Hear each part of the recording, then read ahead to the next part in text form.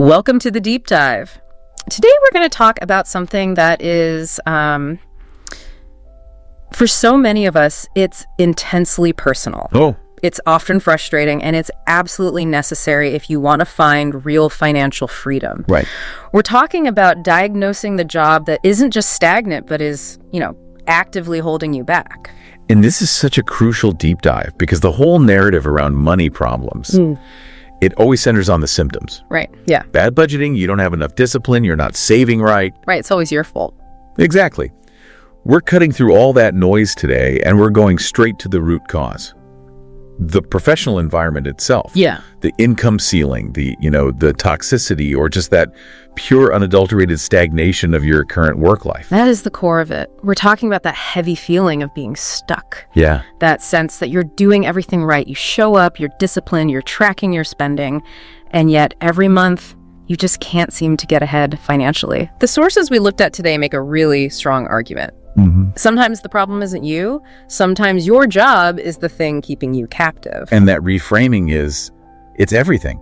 The core truth here is that for millions of highly capable people, money problems don't come from personal failure. Right. Not from bad habits. No, they come from a foundational flaw, an income that's just capped at a level that isn't sustainable. Or a pay structure that doesn't even keep up with inflation. Or a work environment that is so actively harmful, it drains your energy to the point where looking for something better feels impossible. So our mission today is simple, but it's powerful. We need to use concrete, actionable criteria to figure out if the environment, the job, is the source of the problem instead of just blaming ourselves. Yeah.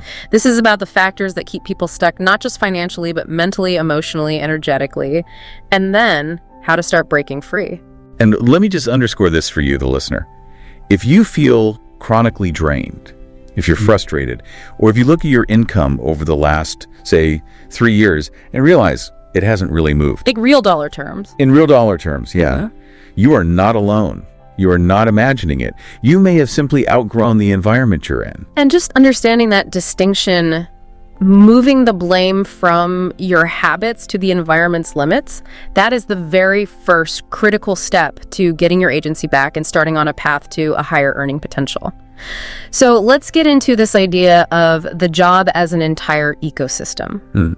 Because if you just think of it as a paycheck that hits your account every 2 weeks, you're missing the whole picture. The whole point, yeah. When we look at the sources, the job is described as shaping your entire financial life and, your non-financial life too. Yeah. So how does this ecosystem work to either build you up or tear you down? It works through integration. A job isn't some siloed activity you do for 8 hours a day. Right. It dictates where you live, who you spend time with, what time you wake up, and crucially, your psychological bandwidth. That's a great term for it. Yeah, the ecosystem covers your time, your energy, your confidence, your identity, your mental health, and all of those factors fundamentally shape how you earn, how you spend, how you save. And whether you even have the drive to invest in your future at all. Exactly. Okay, let's unpack that. Let's look at the 4 critical areas you mentioned that show how this job environment really impacts financial stability way beyond the number on a paycheck. The first one is maybe the most insidious: time and energy. This is the quiet killer of ambition. I mean, if your job requires so many hours or it's so emotionally demanding that you are just chronically drained, you literally lack the mental capacity to go look for better opportunities. Think of it like a reserve tank in your car that's just always on empty. Right. And you see this play out everywhere, the things you need to do to get ahead. Spending a couple hours learning a new skill, tailoring your resume, practicing for an interview, networking, all of that takes proactive energy. Exactly. And when you're exhausted, that proactive energy gets diverted into just recovering. Just surviving the week. Just surviving the work week, yeah. The sources call this the invisible barrier. The better paths, they're not necessarily hard to find, but they become literally invisible when you're in a state of chronic depletion.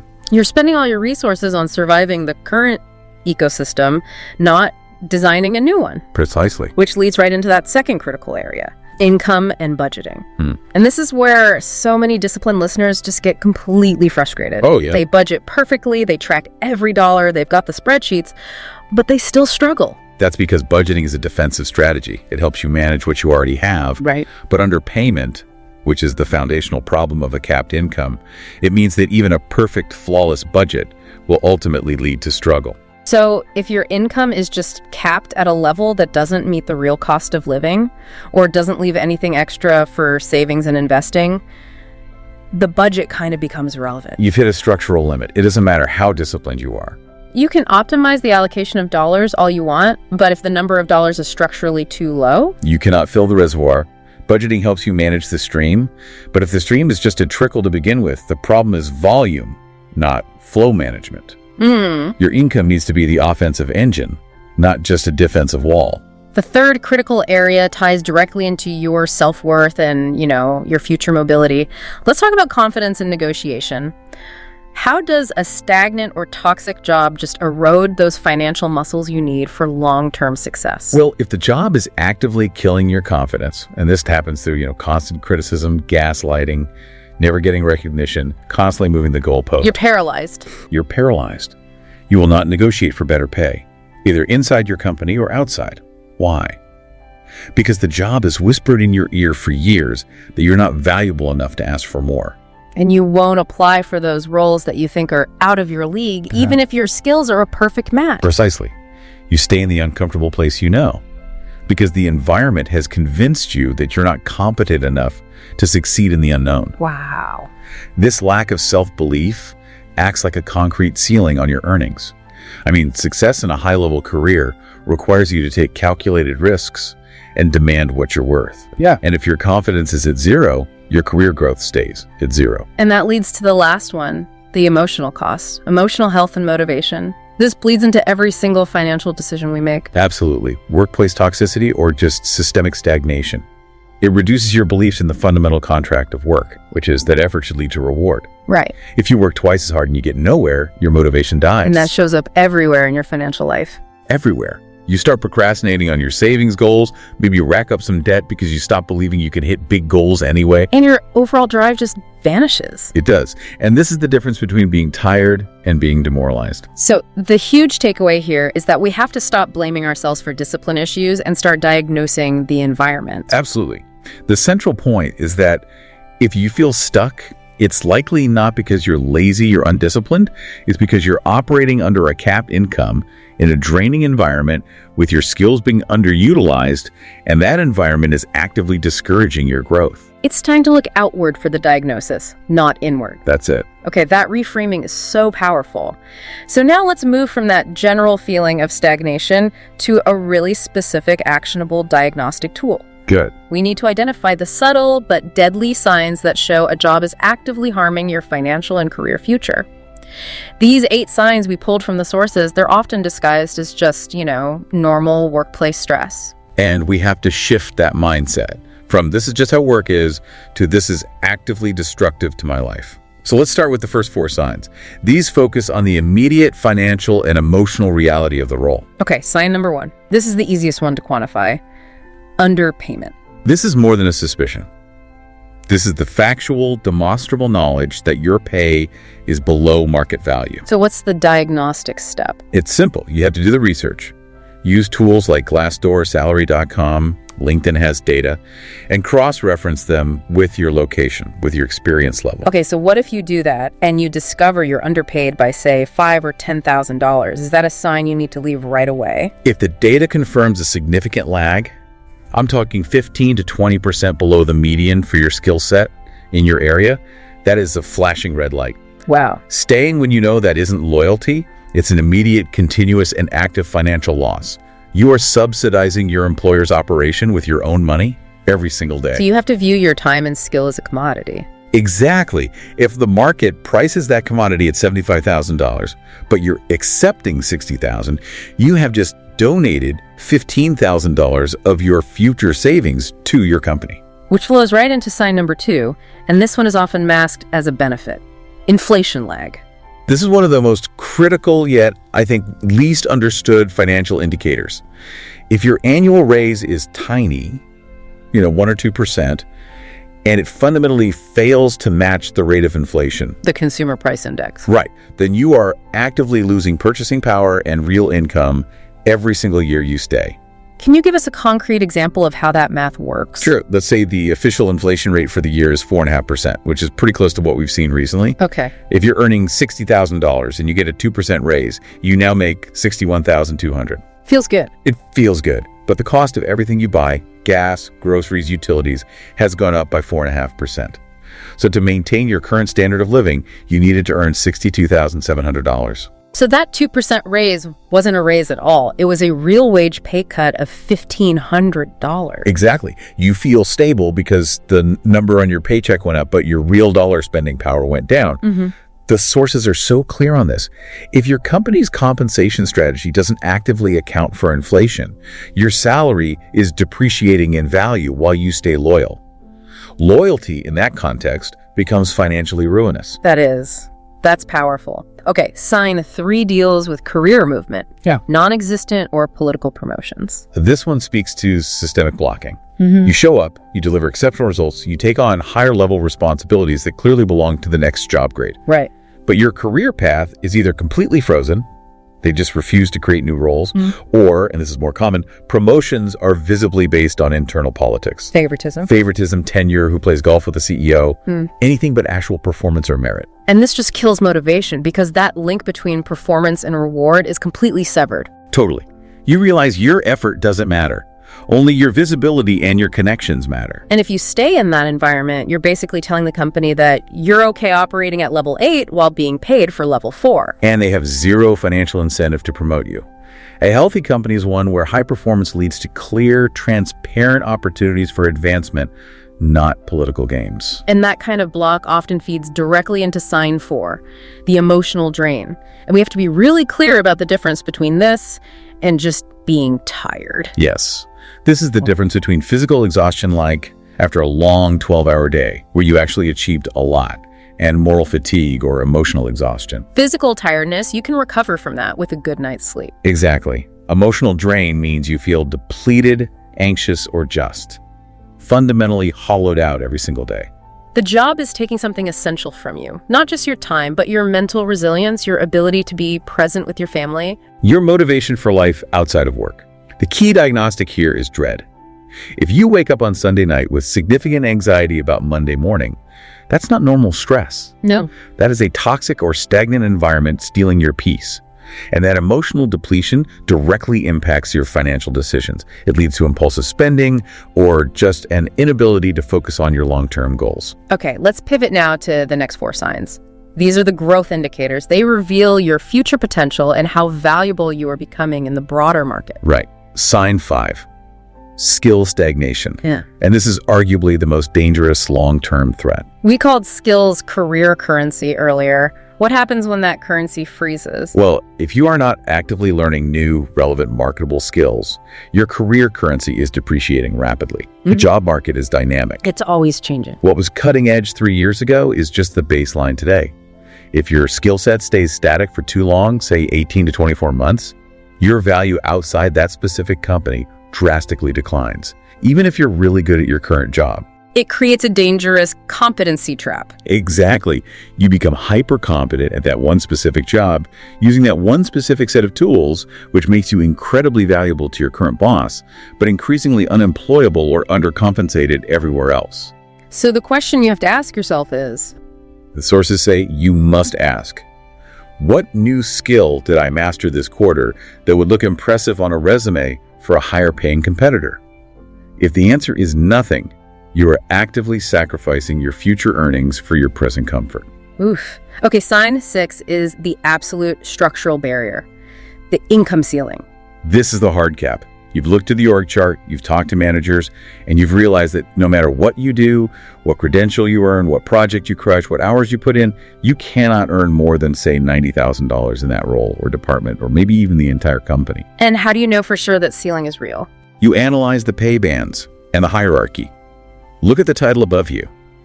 If that title requires some advanced degree you aren't willing to get, or if that title is held by someone who's 20 years away from retiring, That's your ceiling. that's your ceiling. The sources advise you to map out the path.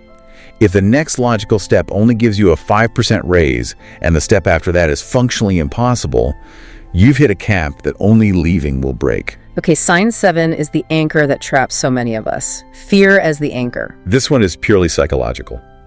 If the only thing keeping you tethered to the job is the fear of leaving, fear of the unknown, fear of the job search, fear of losing your benefits, that is a definitive sign of captivity, not stability. Wow, captivity, not stability. Stability is built on competence, skills, and market value. Captivity is built on inertia and a perceived lack of choice. And that distinction is so important. Stability is something you own. Captivity is something your employer owns because they know you're too scared to leave. Precisely.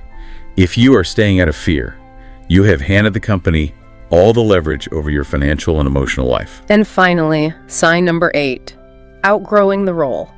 This is that moment of realization. You're consistently doing more than you're paid for. Maybe it's informal mentoring, strategic planning, carrying the bulk of the team's intellectual work. You're solving problems that are 2 pay grades above your title. And you know deep down that you deserve significantly more compensation and respect for the value you're providing. This isn't just about feeling busy. This is about providing value that is, irreplaceable. The difference is quantifiable. If your leaving would cause major structural problems for the company for 6 months, but your request for a raise was denied instantly, you've clearly outgrown the role. Your compensation does not reflect your impact. You're operating at an elite level in an undercompensated role. When we look at all 8 of those signs, it becomes terrifyingly clear how common this experience is. People stay in a job for years after it's stopped supporting their growth, and they convince themselves that stagnation is the same thing as security. And that failure to diagnose the environment leads us right to the true, measurable cost, the accumulated damage of doing nothing. This section is so critical because we have to dismantle that psychological trap where staying in a bad job feels like the safe choice. It's a paradox. We need to analyze why, in reality, staying too long is often the most financially destructive decision you can make. It carries these hidden costs that they accumulate silently, like interest on a bad loan. We call it the paradox of safety. The human brain prioritizes immediate comfort over long-term gain, but that long-term damage is staggering. Let's start with cost number 1, lost income potential. This goes back to that simple math we talked about earlier, but compounded over time. Yes, but let's make it really concrete. Imagine you're underpaid by just $10,000 a year compared to your market value. If you stay in that job for 5 years, you have lost $50,000 in direct income. That's $50,000 that wasn't saved, wasn't invested, and wasn't used to pay down high-interest debt. But the real cost is the compounding effect of that missing money. Exactly. If you had invested that $10,000 difference every year for 5 years, with a conservative 7% growth rate, it would be worth significantly more. But more importantly, think about your next role. When you finally move jobs after 5 years, that new salary offer is based on your current stagnant salary. So if your market value should have been $90,000, but you were earning $75,000 when you left, the new company will probably offer you, $85,000? Not $95,000. No. It perpetuates the underpayment gap. Over a 20-year career, that initial $10,000 shortfall, carried across multiple jobs and compounded, can easily result in a $700,000 to $1 million loss in lifetime wealth. $1 million. That's the real cost of inertia. Wow. Okay, so if skills are currency, cost 2 is the depreciation of that currency, lost skill development. This is the quiet erosion of your market value.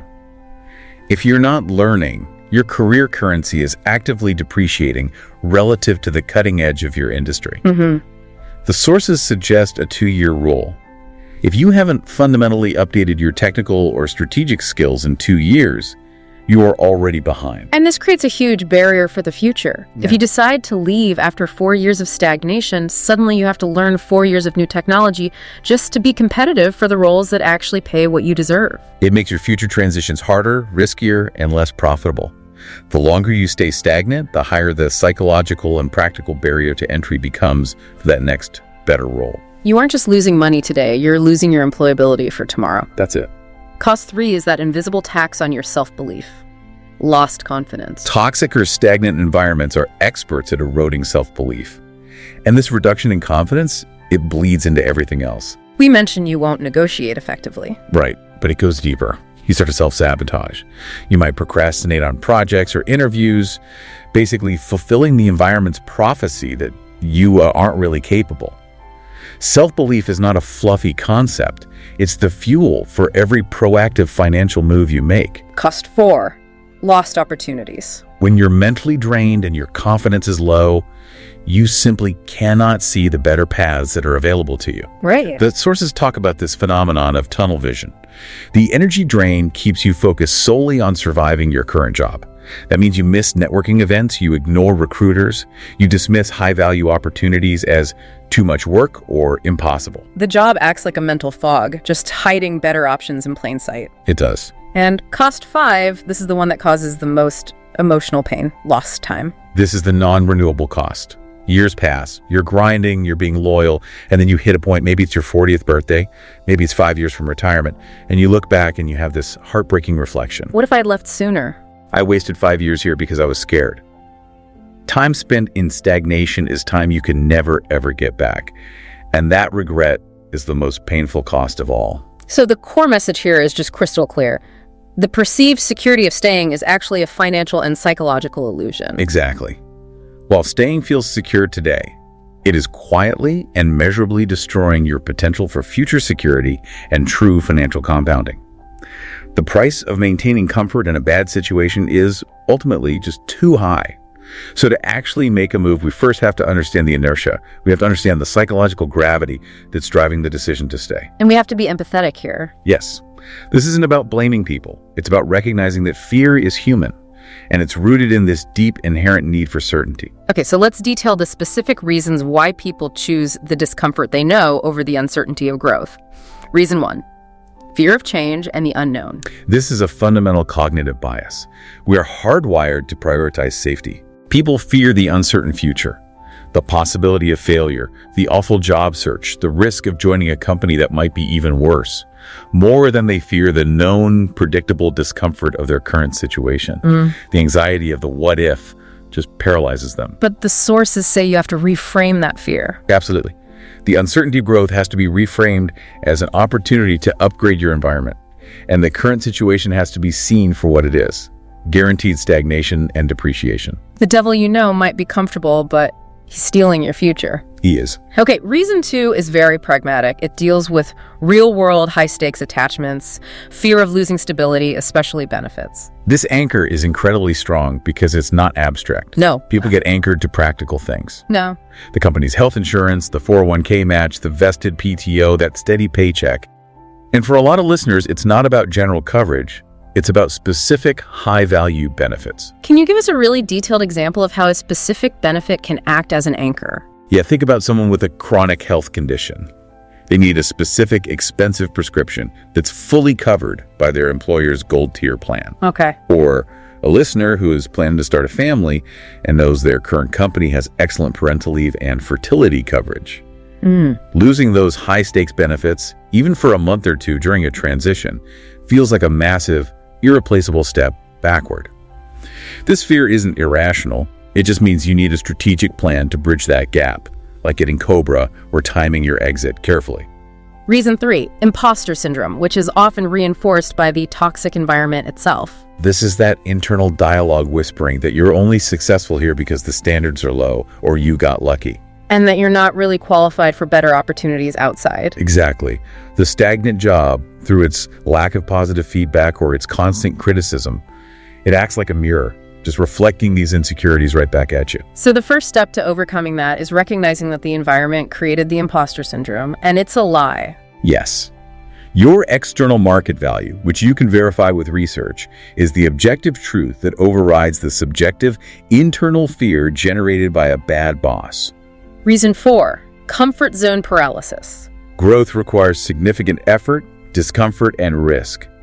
When the emotional drain from your current job is high, which it always is, people find it easier to just cope with the existing negativity than to start the exhausting proactive work required to find a new job. It's psychologically easier to endure known misery than to fight for uncertain happiness. It's the path of least resistance when your energy is low. Okay, reason 5, workplace loyalty conditioning, or what we can call misplaced guilt. This is so pervasive, especially in high-stress, lean teams where everyone relies on each other. People stay because of a misplaced sense of loyalty. They worry intensely about disappointing the team, leaving their colleagues shorthanded, or causing some kind of operational crisis. So they're prioritizing their employer's short-term stability over their own long-term financial and mental health. And this is a failure to distinguish between professional courtesy and financial self-advocacy.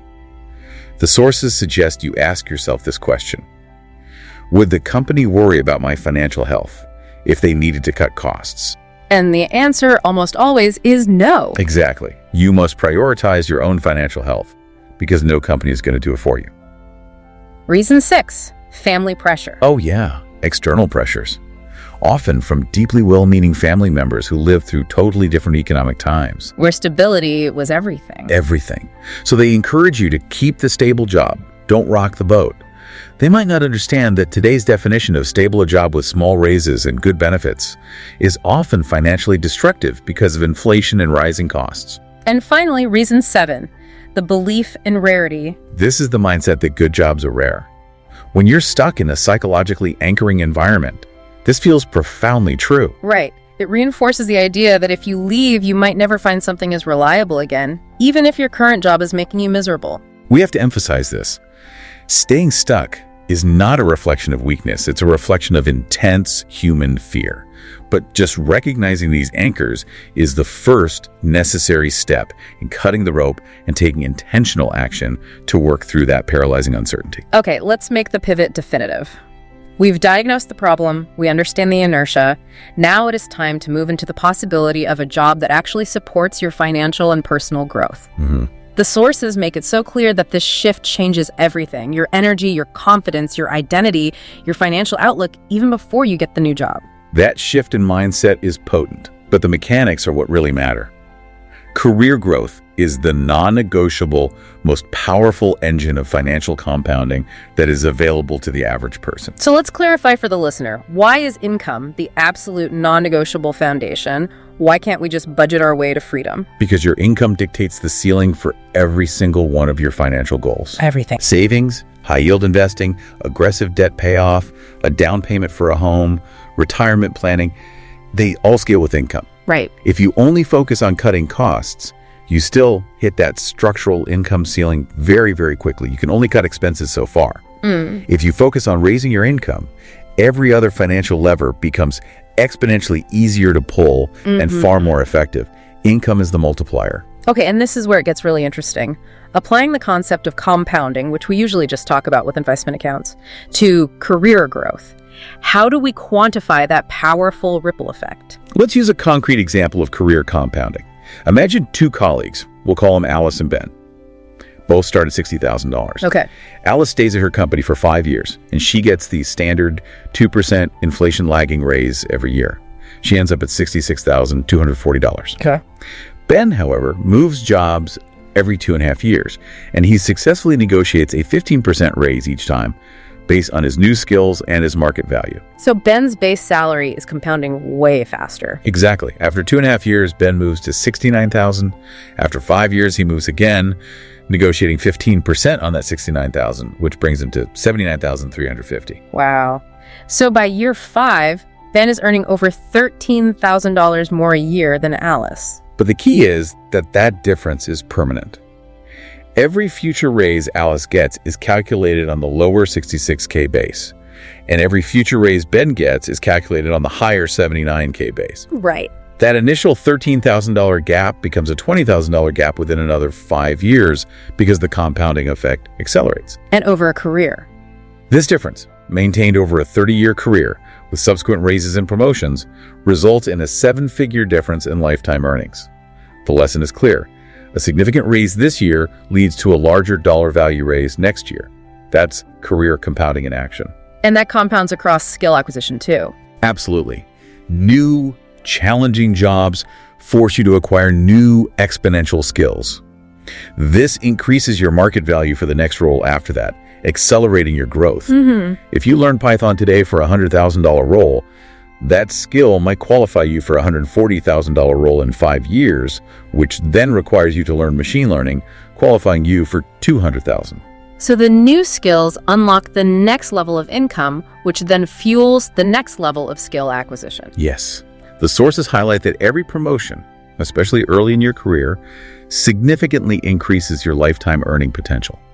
The most critical financial decisions you will ever make are the ones that affect your base salary early on, because that base is the foundation for decades of compounding.